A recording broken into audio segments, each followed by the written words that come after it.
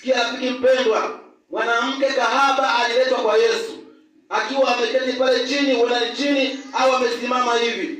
Yule mwanamke anastahili kifo.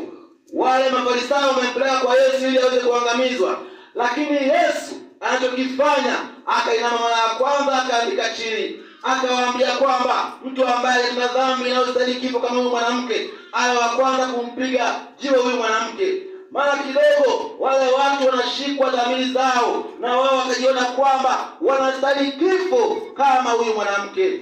Naam, baada ya hapo Yesu akainama tena. Alipoinama akaendelea kuandika pale chini. Alipoinama akashuka chini kwa yule mwanamke.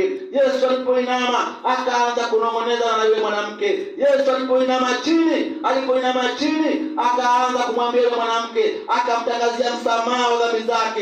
Yesu alipoinama pale chini akamwambia, mwanangu, binti yangu, ni kweli kwamba umeiba, ni kweli kwamba umetenda dhambi, ni kweli kwamba umezini, lakini mimi kwangu sitakuhukumu na kutangazia msamaha. Alipoinama chini, yule mwanamke ambaye alistahili kifo akapona. Yesu alipoinama chini, siku ile ya mateso, mijeledi ilipopita katika mgongo wake, dunia yote tukapona.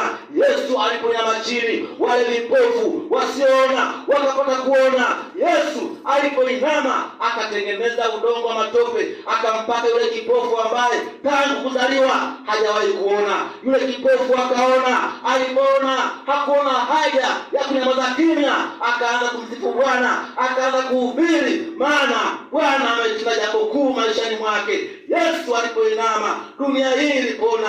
Yesu alipoinama chini, yule mwenye dhambi, yule kahaba, akamwambia kwamba, mwanangu, umesamehewa dhambi zako.